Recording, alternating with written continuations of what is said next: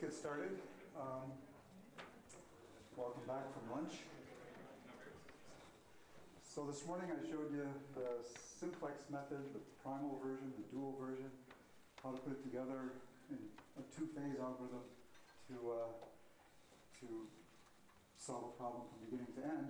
I want to show you one more flavor of the Simplex method, and then show you some applications that are interesting to me, and I hope somewhat interesting to you as well. And then on Monday, for the third lecture, I'll switch over to nonlinear optimization, convex optimization, and interior point methods for those kinds of problems.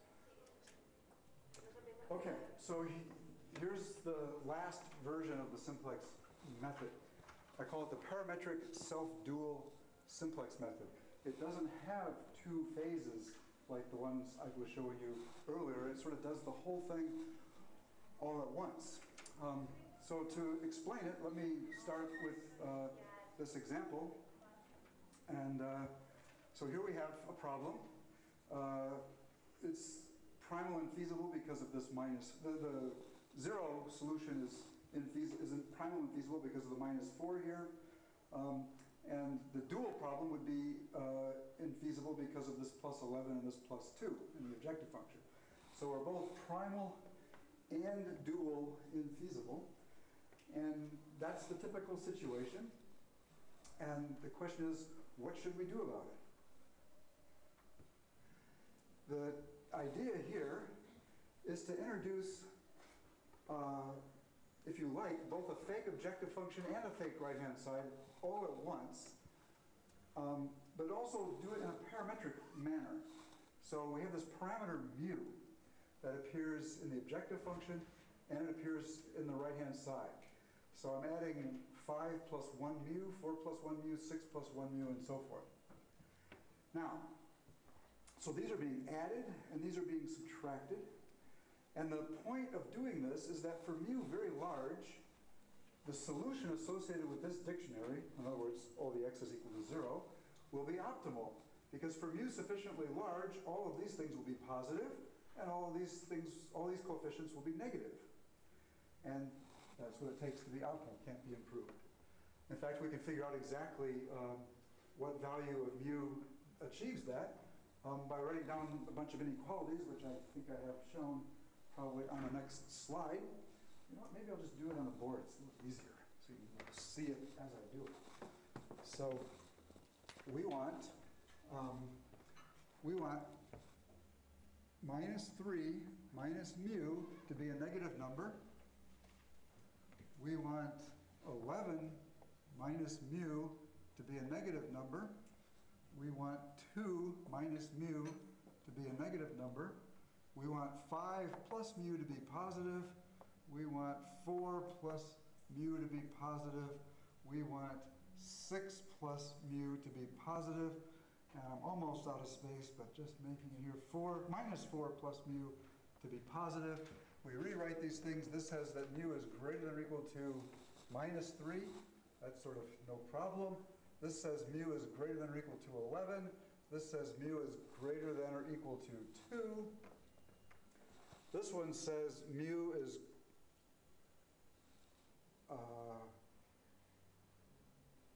greater than or equal to -5. This one says mu is greater than or equal to -4. This one says mu is greater than or equal to -6. And this one says mu is greater than or equal to 4. If we take the intersection of all of those and plot them on the mu line, they're all mu greater than or equal to something, and the most stringent one is this one here. Mu has to be greater than or equal to 11. So for all values of mu greater than or equal to 11, x1, x2, x3 all equal to 0 would be optimal for this problem. At mu equals 11, we hit the borderline here. It's still optimal because the coefficient here then is just 0. But if mu is just a tiny bit smaller than 11, 10.9 or something like that, then 11 minus 10.9 is 0.1, and that's a positive number, and then all of a sudden this becomes no longer the optimal dictionary, and we have to do a pivot. And so it suggests, and that will be the only problem with this dictionary. And so it suggests if we do a pivot and let x2 be the entering variable and figure out what the leaving variable should be associated with it. And we do that in the same way. So we're thinking really of mu equal to 11, or epsilon minus 11, but it's, just think of it as 11. So this is 11 plus 5 is 16 at a rate of 3. This is 11 plus 4 is 15 at a rate of 3. This is 11 plus 6 is 17 at a rate of 3. So this one is the one that hits 0 first, and so W2 will be the leaving variable, and we can do a pivot. So that's what I guess I said on this slide that I didn't show you. Okay, let's do the pivot. And I also already did this, explaining how to figure out which variable is the leaving variable. So W2 leaves, and we can do the pivot, and here's the new dictionary.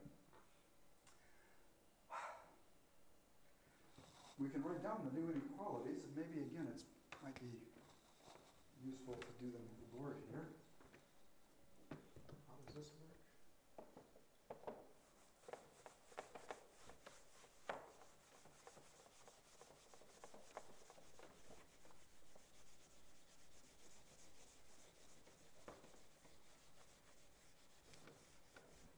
Okay, so we want minus 14 plus 0 to be less than or equal to 0.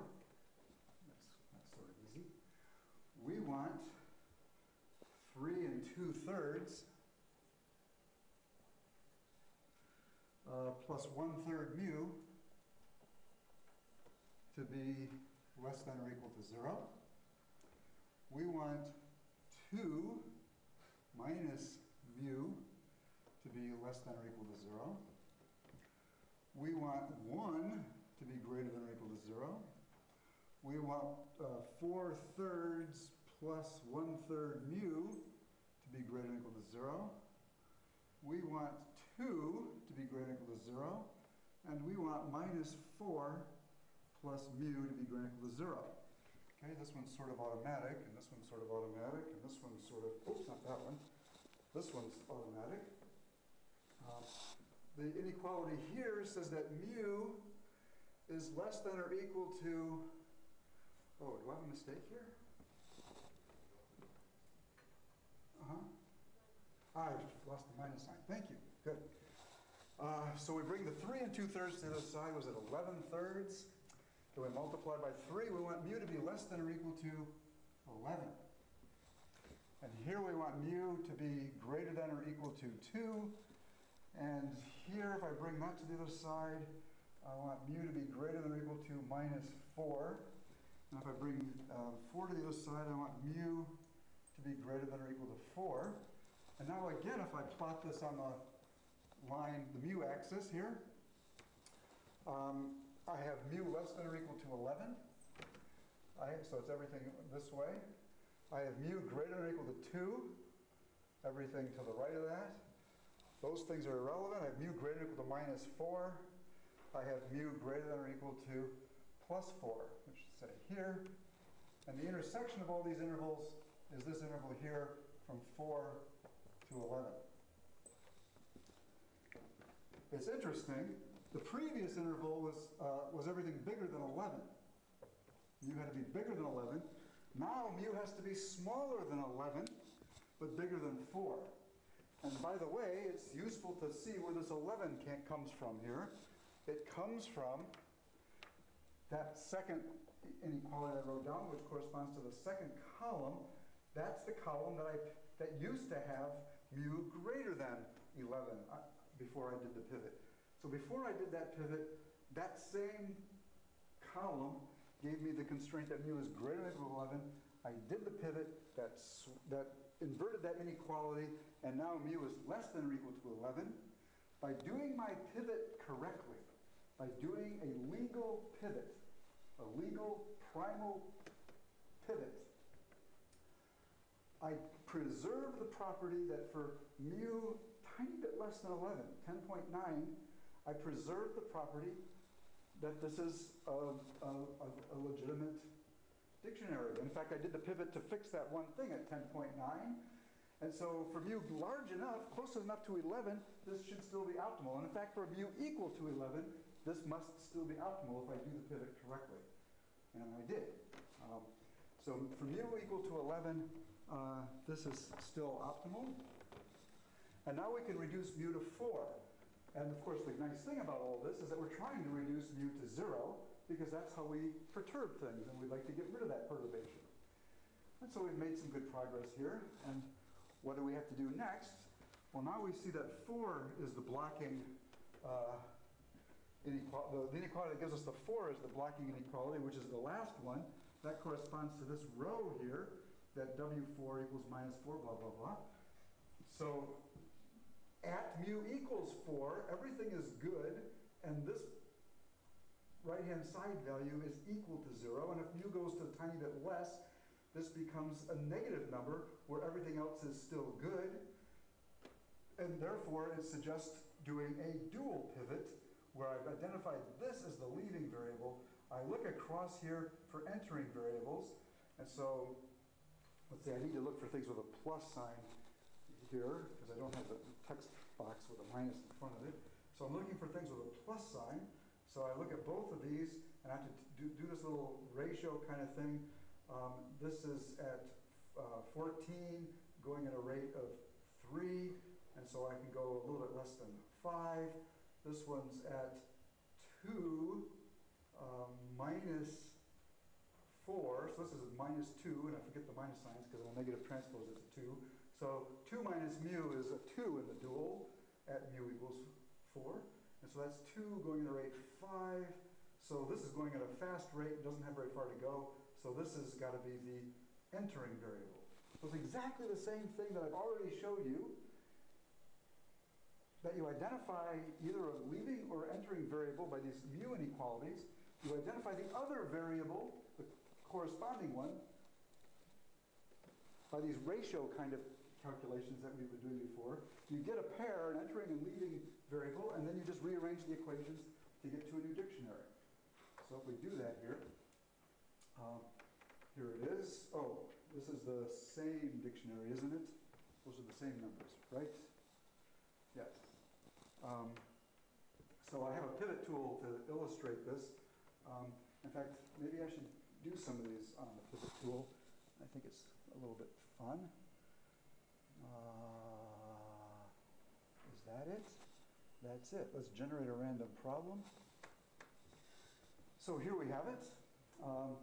And this is the advanced version of the pivot tool, which has that extra column and that extra row, an extra column here next to the right-hand side, an extra row here under the objective row.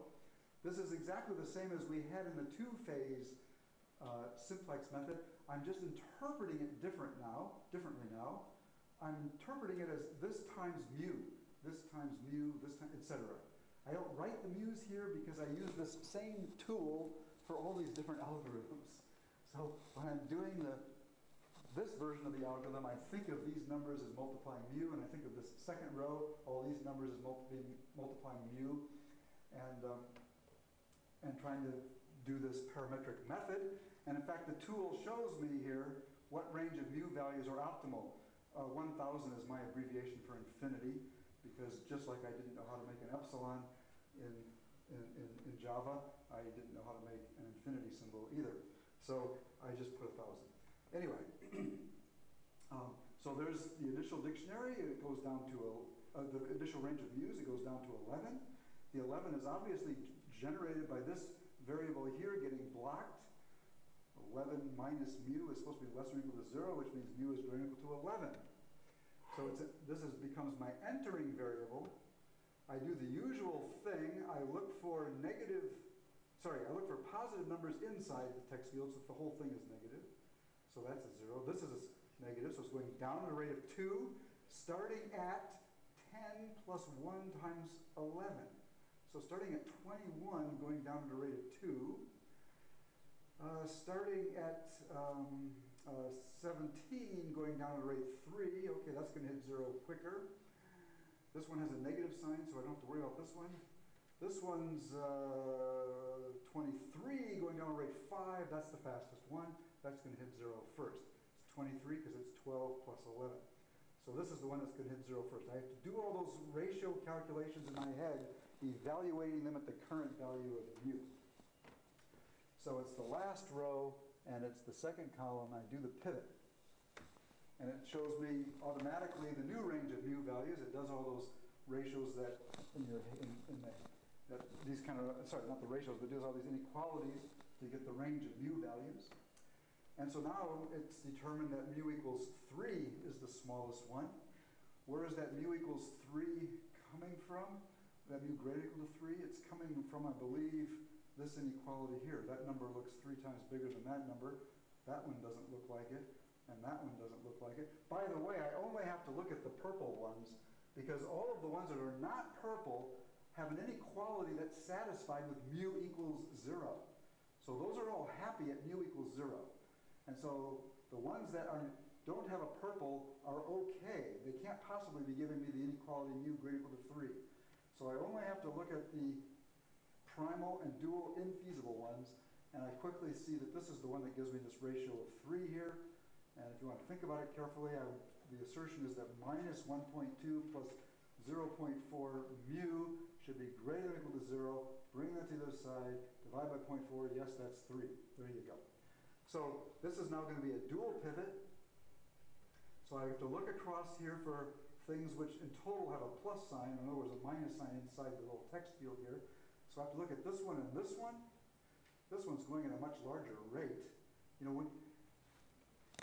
after you've done this for a little bit, you get lazy and just sort of guess what the right ratio is. So let me just guess here that it's this guy here. And so I have the minus 1.2 in here. And I was right. How do I know I was right? Because the 3 appeared here. The thing that was the lower bound became the upper bound. And now the lower bound is 2 1/4. Where is 2 1/4 appearing? Well, that's giving me the 3.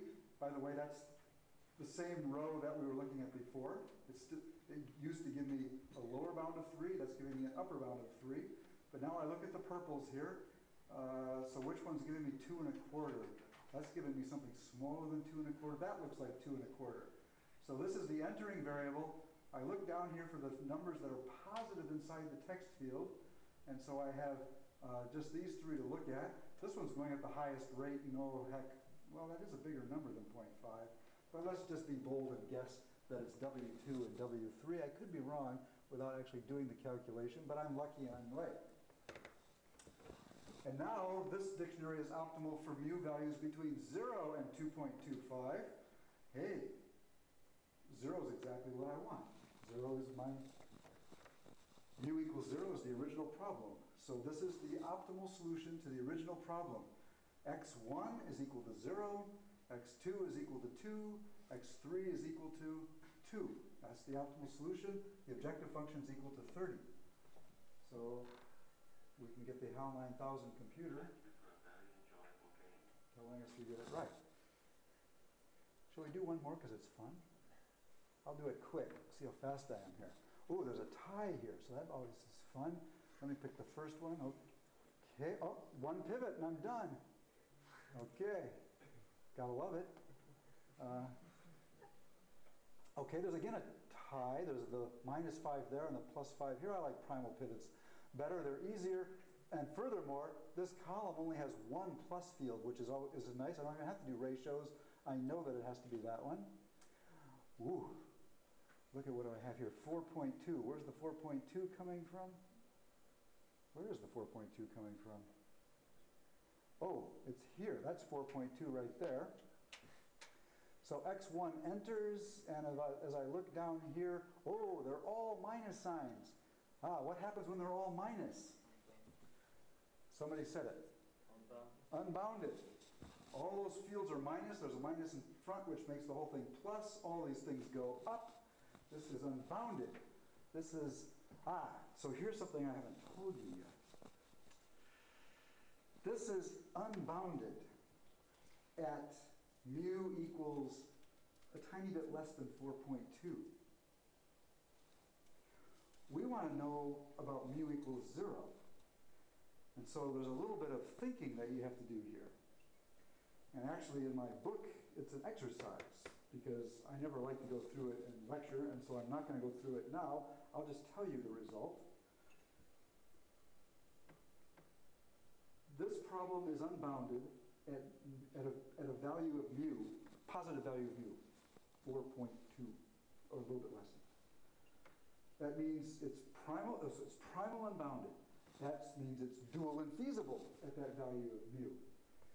And there's a little theorem, and this is the exercise in the book, that if infeasible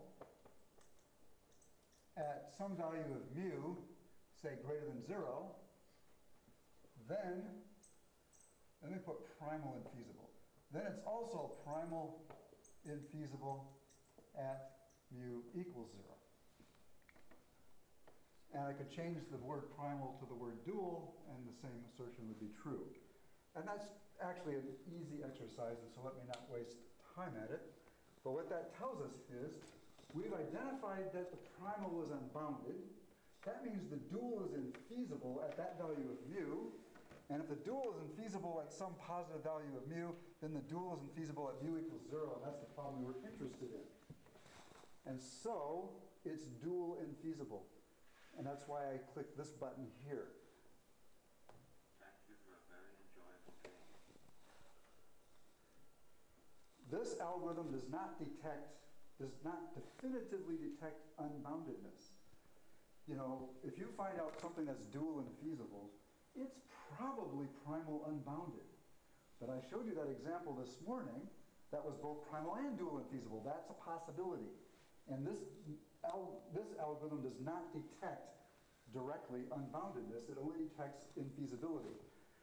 So most of the time, primal infeasibility is the same as dual unbounded, most of the time, not always.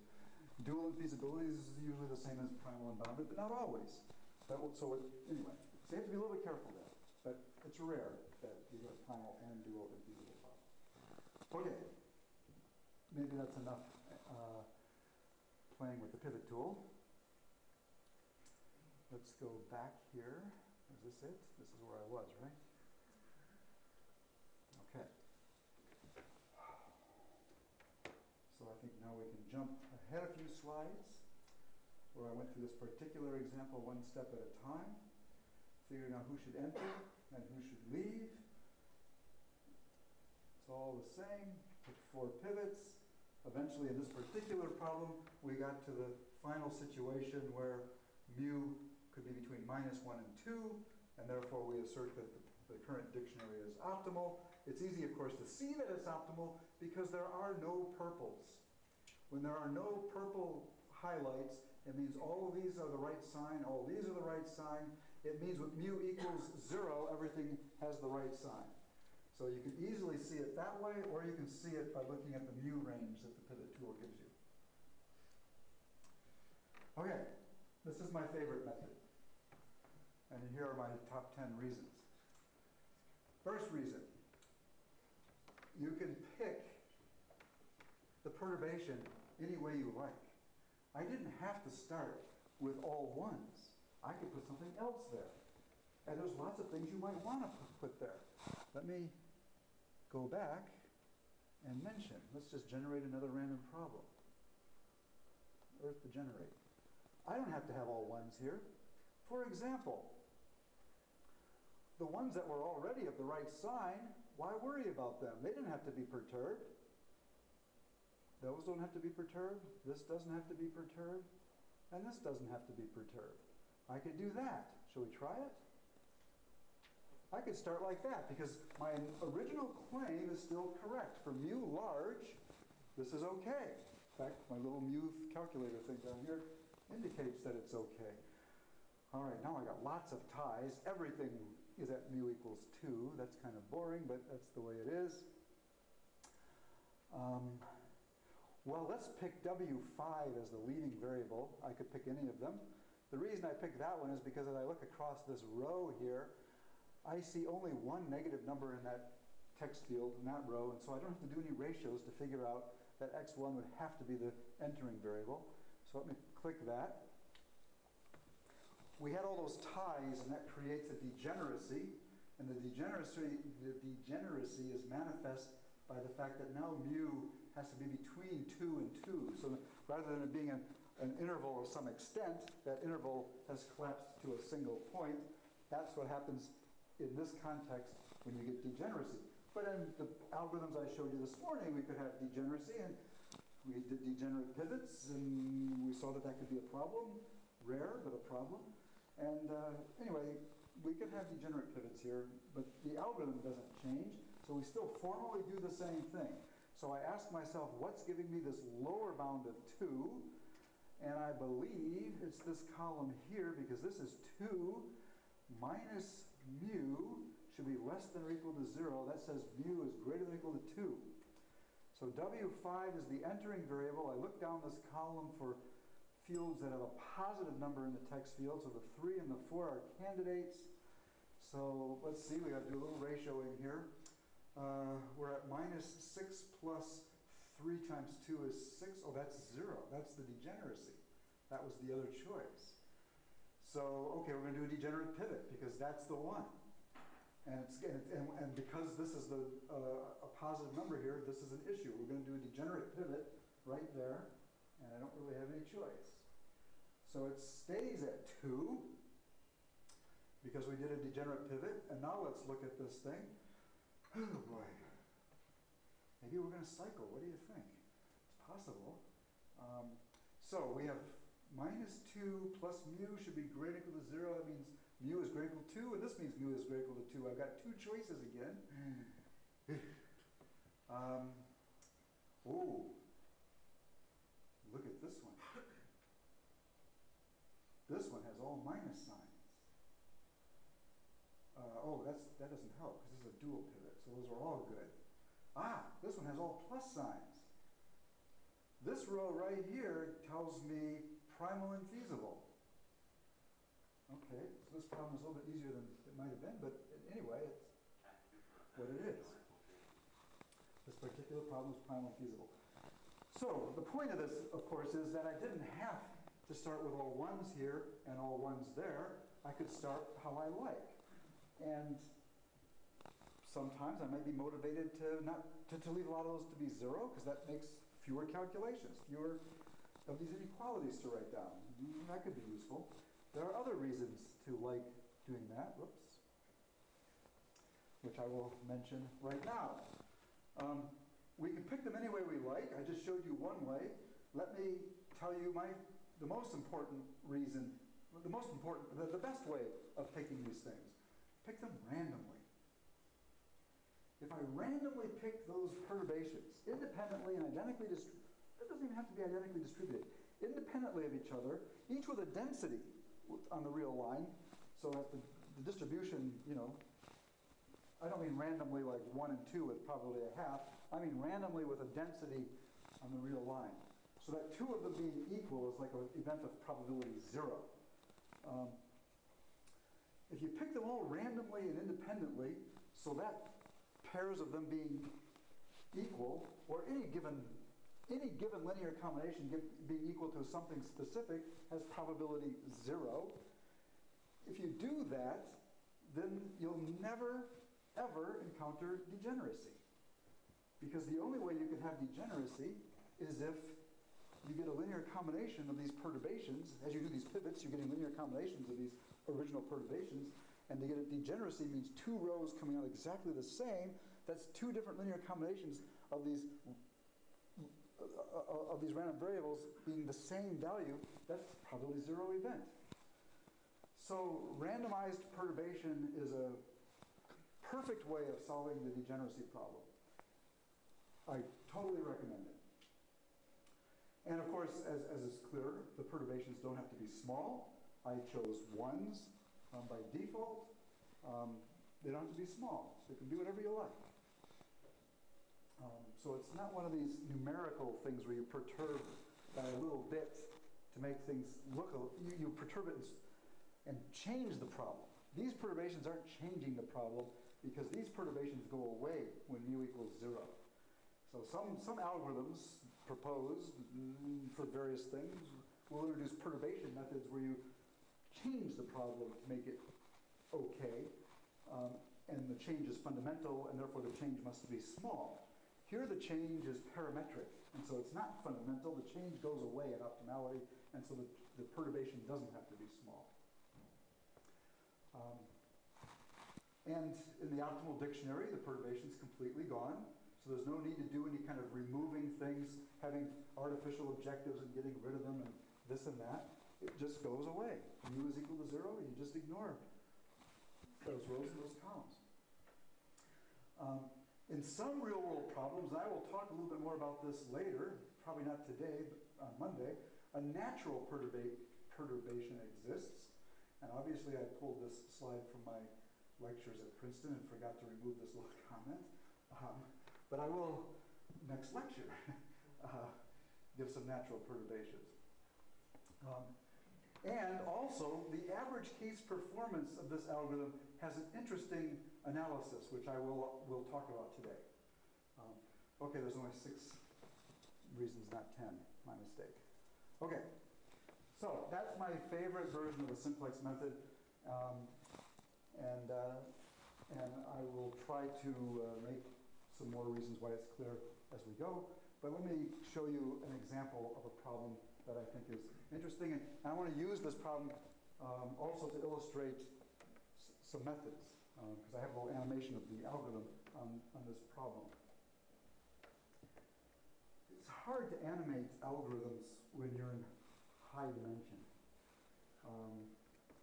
People animate the simplex method with polytopes that are in 2 dimensions. They're just polygons, and you can find web pages where it just pivots from vertex to vertex.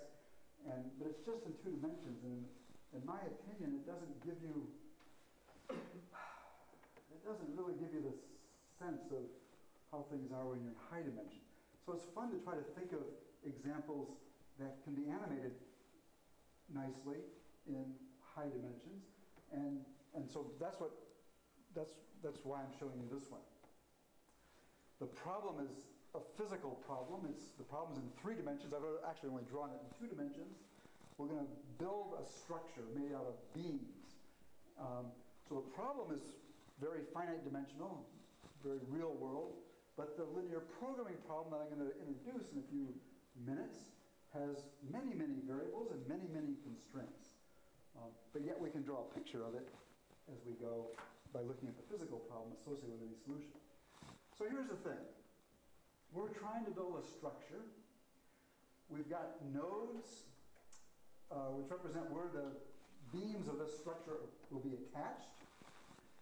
And we've got arcs. So this is, in computer science or OR or applied math lingo, we call this a network, nodes and arcs. But here, the arcs represent physical beams that we're going to build. If a beam has to support lots of compression or tension, it'll have to be a big fat beam. If it's just got to support a little bit of compression or tension, we can get by with a small beam. And so the problem here is to design how big these beams need to be to accommodate externally applied loads. So the externally applied loads are illustrated here as force vectors. Now, of course, in your physics class, you denoted force by F, but in this lecture, the force is going to be the right-hand side of a linear programming problem, so I'm going to use B for force, but these are vectors, not just scalars like we've had before. So I got a force vector B1, a force vector B2, force vector B5. I also have a force vector B3 and B4, but I'm just having it 0 in this picture, so I just draw it. Now when I pull on this node 2 here, I'm trying to pull this away, and because of the other people pulling up here, and I want this whole thing not to move. We're going to pull on it, but we're going to pull on it in such a way that it doesn't move, which puts some constraints on how much I can pull, like the sum of these externally applied forces must be equal to 0. But anyway, we're all going to be pulling on this thing, and as I pull on this node, I pull on the node here, this beam here is going to counterpull to the left. This beam is going to counterpull upwards, and so on and so forth. And so there's going to be internal forces to make the force balance here, the beams are going to pull on this node. And I can write down these equations. I can write down the force balance equation at each node. So I wrote it down for this node 2. So I'm using the subscript 2 to represent the fact that I'm talking about node 2. I'm using the superscripts 1 and 2 for the x and y dimension. I could have used x and y, except for me, x are my primal variables and y are my dual variables. And so using x for a physical dimension and y for another physical dimension would be confusing. So I use 1 and 2 for the dimensions. And the sum of the forces should be equal to 0. So this should all add up to equal 0, but I brought this one over to the right-hand side because this one is data, it's given. So I have minus this B1 and B2 vector. And on the left-hand side, I'm writing down the forces in these beams here. And I'm representing these forces as a direction vector, which are unit vectors, times a tension in the beam. So this vector minus 1, 0 is a little unit vector in this direction, but the length of that vector depends on how hard that beam's going to be pulling back on node 2 in the solution. And that's the thing I don't know, what this tension is, x1, 2. And if it were under compression, it would just be the negative of that. And so I'm defining the xij's to be the tensions, but if it's a compression, it's just a negative number. So these x variables, which are the x variables of a linear probing problem, are not going to be non-negative. So it's not going to be in my standard form when I write down a problem. So we'll have to address that a little bit in a few minutes. Also, whatever tension node 2 feels from the beam pulling on node 2, beam 1 feels the same amount of tension. Beam 1 has its unit vector pointing in the opposite direction. I guess that's written here. The unit vector pointing from J to I is the negative of the unit vector pointing from I to J. But they're both under tension. And so the x doesn't get a negation. It's the same number, but the unit vectors that give me the direction that these forces are acting, they're opposite each other. And so this is the force on node 2 pulling it this way. This is the force on node 2 pulling it up and to the left. This is the force on node 2 pulling it straight up. I write down these equations at all of the 5 nodes. That's 5 vector equations. My vectors are two-dimensional in this picture, so it's 10 equations and a bunch of unknowns. Just as a little bit of notation here, if we have a coordinate system introduced, say put a coordinate system like this maybe, then we can give coordinates to these nodes, and if we denote piece of I as the position vector, or the coordinates if you like, of node I, then the unit vectors uij are just pj minus pi divided by the length of that difference. So we have explicit concrete formula here. And so in general, I wrote one specific one, but in general our constraints look like this. It's the sum. Oh, for each node I, it's the sum over all j, such that ij is one of these beams, one of these arcs. The unit vector pointing from I to j times the tension variable, which I don't know yet, xij, that's my optimization variable, should be equal to minus b sub I, the force on that node. So those are the equations that have to be satisfied. And here it is written out in matrix form for that particular example. We've got 1, 2, 3, 4, 5, 6, 7, 8 variables, and we've got 10 constraints.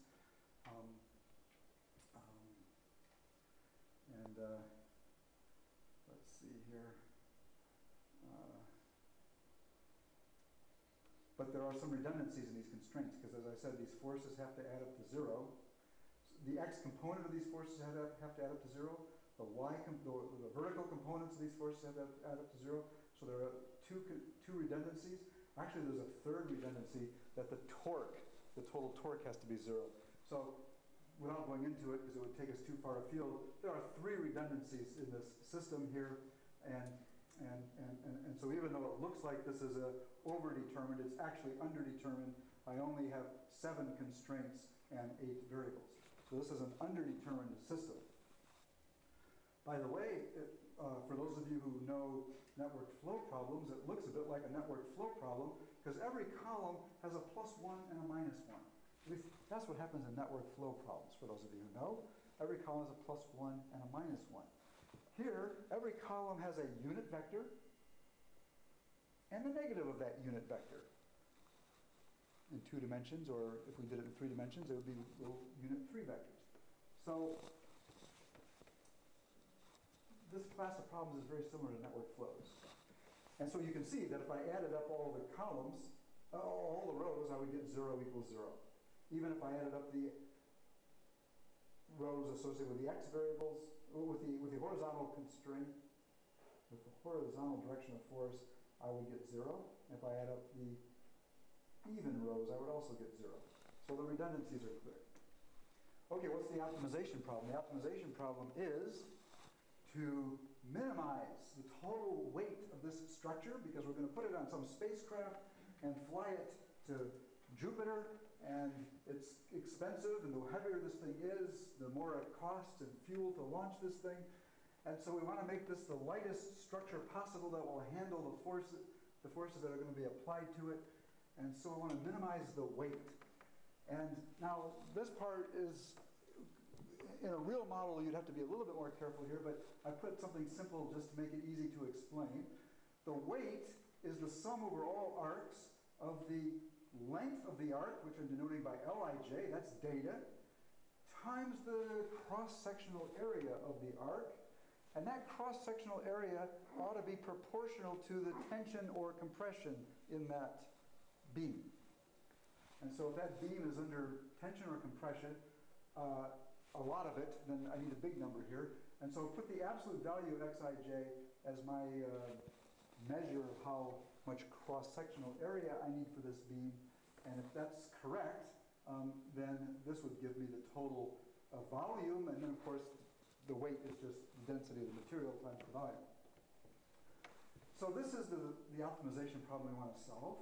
The same constraints that I showed you in detail before. I just added this objective function here. But it's not a linear programming problem as written because of these absolute value signs. There's a few common tricks, and here's one of them. And these tricks are good to know. When you have absolute value signs, you can often reduce the problem to a linear programming problem. And here's the trick. Write Xij as the difference of 2 non-negative variables. So now I'll have non-negative variables, that's nice. So replace Xij with a difference of 2 variables, Xij plus and Xij minus. And now the next statement is not quite right. The absolute value is not equal to the sum of these 2 variables. It would be equal to the sum of those 2 variables if I knew that this difference is written with the extra stipulation that one of these 2 must be equal to 0. So then a positive number, if Xij was positive, it would be just this, the positive one. If Xij was negative, it would be just that. And then the absolute value would be either just that or just that, and that would be the correct thing. But if they're both can be positive at the same time, then I'm adding a little bit too much. So this is actually an upper bound on the absolute value of that variable. It's an upper bound. But I'm trying to minimize this thing. And I would never leave slack left over in both of these things. If I added 3 to both of these variables so that they aren't both 0, so they're both positive, if I added 3 to these things, the 3 subtracts out, and I still have represented Xij correctly, so all of my constraints are still represented correctly, but I've made this surrogate of the absolute value of Xij too large, and we're trying to minimize. And so we would never do it. So at optimality, you will never leave leftover plusness, leftover slack on both of these variables. And therefore, this is a legitimate representation of the problem to do it this way. And this is a linear programming problem. And now we've doubled the number of variables, so now it definitely looks under-constrained. Same number of constraints as we had before, and we try to minimize this thing. And I think I have an animation of it. Oh, you know what? Is it time for a break? Or should I go a little bit longer? Maybe I'll finish this and then we'll have a break. Yeah, I think that's a good idea. So, I thought I would show you a few of these ample models because I like this language ample. It's available.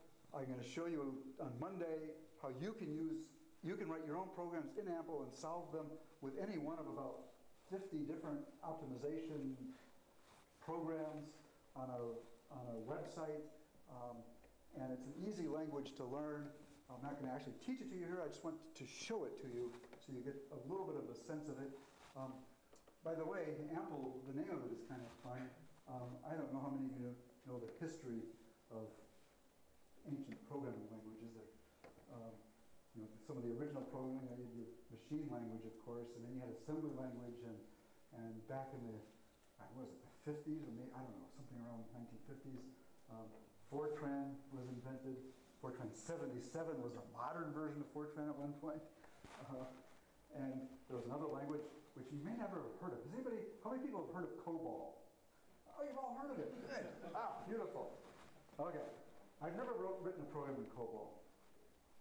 But around that time, a little bit after the invention of Fortran and COBOL, I think in the 60s, a new language was invented, or written down, called APL. How many people have heard of APL? 1, 2, okay. Do you guys know what APL stands for? Say it again? A programming language. That's what it stands for. Now, APL, by the way, is really the ancestor of MATLAB. It was a matrix manipulation language. You could write A, and A could be a matrix, and you could write X, and X could be a vector, and then you could write A times X, and APL knew about it. So APL really was the precursor of things like MATLAB. And so it was a very nice language, and of course a very clever name. So my friends, David Gay, Brian Kernighan, and Bob Forer, who invented AMPLE, and of course you probably all know at least Brian Kernighan, because he invented things like, let me think, C, Unix, anything else? Awk. Anyway, those three people made this language, and it stands for A, math programming language. Now, I was just thinking the other day, maybe they should have called it an optimization language, and then there never would have been an AOL that we know. Anyway, so, okay, so just quickly, the language has data, which are declared as parameters. So this model has M and N. This is a model for, I should show you the picture before I show you the model. I got these slides out of order here. Here's the problem we want to solve now. This is a real optimization of a structural optimization problem. We want to build a bracket. This bracket's going to be anchored to the wall at 2 points. Somebody was asking me about numerical error before. The fact that there's some beams shown here is numerical error, because there's no anchor there. We're going to hang something here, a heavy weight, a basket full of goodies or something. And we want to figure out the shape of the optimal structure to handle something like that. Now, maybe I shouldn't have shown it to you before I drew a picture. I mean, if you had asked me, and I bet you if I had asked you, that you want to design a bracket that will be able to support a weight here with from 2 anchor points on a wall over here, let me show you what I would have guessed was the optimal solution. I would have guessed that's the optimal solution. Just 2 beams, however big they need to be, to hold it. And that's not the optimal solution. That's the optimal solution. And by the way, when I showed this to some of my civil engineering friends, they explained to me that in continuum mechanics, a guy named Michel more than 100 years ago, studied a continuum version of this problem with differential equations and had stresses and strain tensors and interesting things going on. I mean, it's this problem, but it was the continuum version of it, and proved a fundamental theorem in civil engineering. I didn't know if civil engineering had fundamental theorems, but they do. That what I'm showing here is in green, those are the things under tension, and what I'm showing in red are things under compression. And this fundamental theorem that Michel proved more than 100 years ago, in the continuum version of this thing, the directions of compression and the directions of tension are at right angles everywhere. And we're seeing a discrete approximation to that theorem here. Well, is that symmetric? It's supposed to be symmetric, but I actually made this one years ago, so I'm not positive it's symmetric. I intended it to be, but if I may have gotten it a little bit wrong. If that's actually a node that's exactly in the middle, then it ought to be symmetric, but I could have had it off by one, I'm not sure. Does it look asymmetric? No, it looks symmetric. Yeah, it should be symmetric. Yes. So I have this animation here. Oh, before I do you want to see the animation first or the ample model first? The model. You want to see the model? Okay. Somebody's whispering animation. So let's go back to the model just briefly, and then I'll leave the animation. So the model has M, which is how I'm going to discretize my vertical directions. N is how I'm going to discretize my horizontal directions. I define, so I have parameters and sets. Both of those things are data. Parameters just means things that are numbers. Sets are things that are like vectors or sets, actually.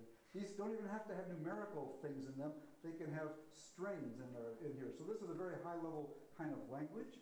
The dot dot means every number from 0 to n. So this is 0, 1, 2, 3, up to n, and so forth. So very nice little things. It has a cross product, a cross thing to make the tensor product of x and y. So this gives me all pairs x, y. So these are the nodes. And then, I have two anchors. And I didn't tell you about anchors. The only thing about anchors is force doesn't have to be balanced. I don't have to know the external force to make it balance here, because the wall is going to supply whatever force is necessary to keep this thing from moving, because it's screwed to the wall. And so I don't have to write a force balance equation here. It's just the wall is going to provide whatever force. So anchors are actually easy. It just means some constraints you don't have to write down. The applied load will be called x load and y load. Those are the x and y components. Now I'm using x and y for physical directions, horizontal and vertical. I defined a greatest common divisor kind of thing to, maybe that's too elaborate to explain, but I defined the arcs in terms of this greatest common divisor, and that's too much to explain. And then the length is quite easy. It's the square root of the sum of squares of distances, of the differences. So that was all data on the previous page, parameters and sets and numerical type things. Now we introduce the variables. So here we've got compressions and tensions, which are indexed over the arcs, and they're non-negative variables. So those are our variables. We want to minimize something. You have to give a name to the thing you're going to minimize. I want to minimize the volume.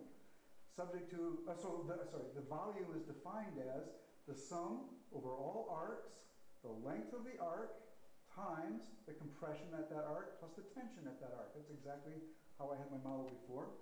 We have to have our force balance constraints at all the nodes.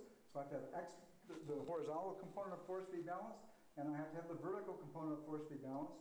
This has to be over all nodes except for the anchors. So I don't have to do this at the anchors. So for all pairs x, y, and nodes, such that x, y is not in the set of anchors. I want the sum. So I've fixed the xi, yi, so that's already fixed. So now I'm basically picking the xj, yj such that all of this is an arc. So this is picking the other j. If I've given the I, this is picking the j. And this is the unit vector in the direction, xi minus, from I to j, times the compression minus the tension. That's exactly the force.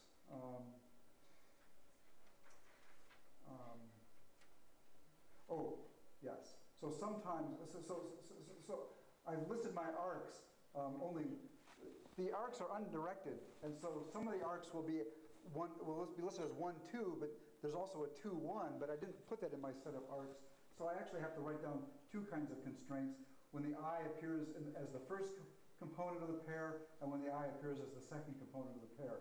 So this is basically summing over half of the beams, or half, some of the beams that are connecting to node I, and this is summing over the other beams that are connecting to node I, just because of the way I declared my arcs. I have to get all of them this way, and that's supposed to be equal to the X load, and similarly for the Y balance. And then I have to initialize the Y load, which I'm just giving it a value vertical pointing down. That's my hanging basket at the right endpoint horizontally and in the midpoint vertically, so that's in the middle here. And then I just say solve. And an optimization software gets called, and the problem gets solved. And then, of course, afterwards I put print statements, and we're good to go. But let me demo this for you. So here we have it. We can start out by making a small one. So in this little tool, let's see, if I shift click, it makes anchors. And if I regular click, it makes hanging weights, which it shows in yellow.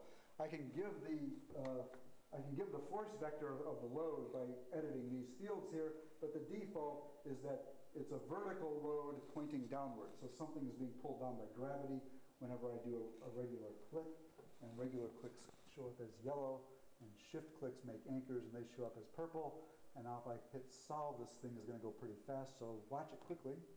There we are. That just illustrated the parametric self-dual simplex method. Wasn't that interesting? Oh, too fast. Okay, sorry. Well, I'll illustrate with a bigger one, but this is a very discrete version of what we wanted to do, but it's starting to have a little bit of the flavor that the nodes attached up here are under tension. The arcs attached up here are under tension. The arcs attached down here are under compression. But we can solve a bigger one. Let's see, I usually do, I don't know, maybe I shouldn't do, since we're, height. Usually for height I do 19, and for width I usually do 30. It takes a minute or two to solve this problem, but maybe it's worth it. So let's go to setup. So there's a lot of nodes and arcs here. We're seeing some, pixelization weirdness. This is everywhere it's the same, it's just how it's rounding off. Some of the pixels look black. There's actually, I don't know why. I've got arcs from every node to the 4 nearest neighbors, the 4 second nearest neighbors, the I don't know how many third nearest neighbors, and I think I go out to the 3rd or 4th or 5th nearest neighbors. I go out a ways. And so it's just some weird aliasing effect that I'm not seeing the green arcs throughout here. But anyway, let me put my anchors, say, where do I usually put it?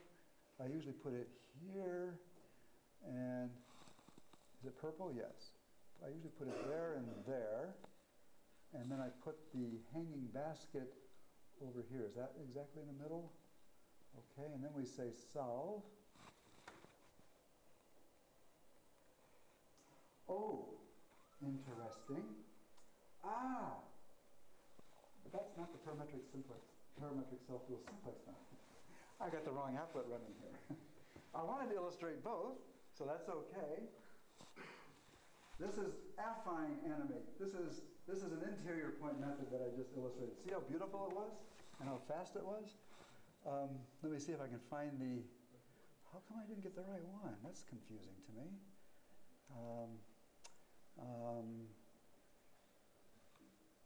Really? Oh, Control Z, background it. Affine animate, that's what I did wrong. I wanted primal dual animate. Okay. So we're going to do the exact same thing. Let's see, I made this 19, I made this 30, I've got to go to setup mode, I want to put an anchor here. Oh no, not there. My anchors go here, just to get it the same as I'm used to doing. Where's this one? Is it this one? Is that right? Yes. And then I put my hanging basket over here. Okay, so, oops, don't hit that button. This is the parametric self-dual simplex method. Oh, it'd be better if I could make it a little bit darker in this room. Is it quick? Can you turn off the lights? Yeah.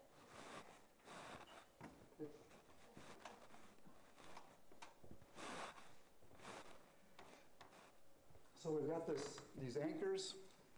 It's starting to build something out. It's not a very good solution. I would not build this bracket. I don't think it would hold the basket very well. So you can learn something here. Don't stop the algorithms early. Oh, this is supposed to, oh, I don't know why this is not showing me the mu value. Huh. I don't know why the mu value is not showing up. That's annoying. Well, we're driving mu to 0. And, oh, is it showing over here? Yeah, this is it. Yes, this column here is the mu value. It's supposed to show up on the applet as well. But this is the mu value. It's plotting at every couple hundred iterations. So this is a big problem. It's got many thousand variables and many thousand constraints. Yeah, it's just a Java applet solving it. And mu is started out in several hundred, and now it's down to 33 on its way to 0. And so you get the impression that we probably are about halfway there, since mu started out in the hundreds, and now we're down into the 20s. And it looks terrible. Don't build it. But eventually, it will get the right answer. And this was actually educational for me to see this. I like this method the best, but you know, if you want to first get feasible and then get optimal, you might want to do the two-phase method, dual phase 1 to get feasible and primal phase 2 to get optimal, because if you do that, probably at about the halfway point in your algorithm, you'll at least have a feasible solution that you could build. It would support the weight and be anchored at the anchor nodes. But you know, it might weigh a lot. It would be feasible but not optimal, so it's not clear that that's what you want to do. You want the optimal solution. And that's my opinion. When I solve optimization problems, I want the optimal solution. But some problems, you know, it's not necessarily the case. You may just want a good solution. So this is taking a while, but now we're down to 14. We got to get down to 0, and this is our break. You can just watch this. So this is our break. Watch this for a few minutes. We're getting there. We're down to 12. Now we're down to 8. What's the number in the middle, I 100? think so, yes. Yes, I think the middle number. And volume will go up and down because you're doing primal and dual pivots. And so there's no monotonicity. The monotonicity is in mu in this algorithm. In the regular simplex method, the monotonicity is in the objective function. So here it goes all over the place, and so it really flopped all over, but now it's starting to slow down how much it's flopping. It's sitting there around 115, 120. The mu values are getting pretty small. Not 0 yet, and it's got to be 0 before you're done. And it still doesn't look, I wouldn't build that. Would you build that? It can't even hold itself up. So we're getting there. This is really amazing to me, how we're very close to the answer, but we're not feasible. And so you can't even build it. We're almost done. Starting to look a little bit in the right direction. We got to go. Now watch closely because it goes fast at the end.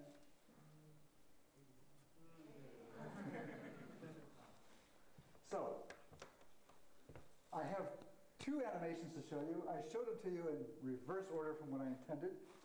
The other animation is another algorithm, which is the interior point method that I'll describe on Monday, but I don't want you to get the wrong impression. The interior point algorithm solved in just a matter of a second or 2. This solved in a matter of a few minutes, but the reason isn't because of the algorithm, it's because of the animation. Here I redrew this thing 24,599 times, because I'm redrawing it at every iteration. See that little box at the top, I can select whether to show it every iteration or just every once in a while. It's the actual drawing of the graphics that's completely dominated that solution. But I wanted you to see every iteration, even if it's as a movie kind of thing. Anyway, the other one, the interior point algorithm, only takes about 20 iterations. And so the graphics was quite straightforward and was not the bottleneck for that one. So the simplex method and the interior point methods are competitive algorithms. That's why they both exist today, 20 years after interior point methods were invented, or 25, almost 30 years after interior point methods were invented. Both interior point methods and the simplex method exist as competitors. One will do better sometimes, the other will do better other times. For linear programming, it's hard to predict a priori which one will be better. Although one can say if the problem's highly degenerate, interior point methods are often better. If it's highly sparse, interior point methods are often better. But anyway, negate those premises and the simplex method is better. So anyway, I wanted you to see it. So the interior point method had a very symmetric looking appearance to it as it solved this problem, whereas the parametric self-dual looked like it was doing completely random things. It's amazing, and eventually got to this nice and symmetric final answer. Okay, let's take just a short break because we're going to end early today, and so just a couple minutes, and we'll start up again. And just finally, last thing I'm going to say about the trip tomorrow. So we have previously decided not to call Make the material like stone, strong compression. Yes. It's just changing random numbers. It just means instead of the absolute values, I got to put the different constants on the compression and tension part. Only on the volume definition. Yes, only in the volume. Yeah. It won't change. So I'm sorry for actually What does the stone bracket look like? I haven't actually tried it. It would be fun because this would be completely different. Yeah. very, very cold up there. Yeah. So where Yeah. it's 2,400 meters altitude. So Yeah. So I don't know exactly. But of course, it would look at the same qualitative compression and tension crossing the angles. just in case anyone has Yeah, you just have to put the different constants. high altitude, there is Like that's the compression and tension. probably heavy, but just in case that's a problem, and let me know. And if you need to, but so that's all. We'll have a bottle of water for everybody. Sorry? Yeah, Yeah, it's cool, isn't it? It's so counterintuitive. 8:30 in the morning Never and would 8 have o'clock in the guessed it. afternoon, and just bring yourself. Okay? It's the sort of thing you're asked to do. I did mechanical engineering. It's the Go sort of and thing be you're there asked in to whole do. center section here Your between course. 8:30 and 8:45. The bus will be Build the going. structure, Okay?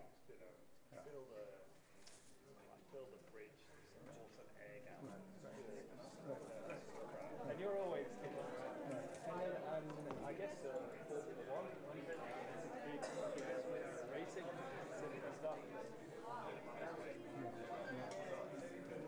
So on my sabbatical 10 years ago, I actually audited the undergraduate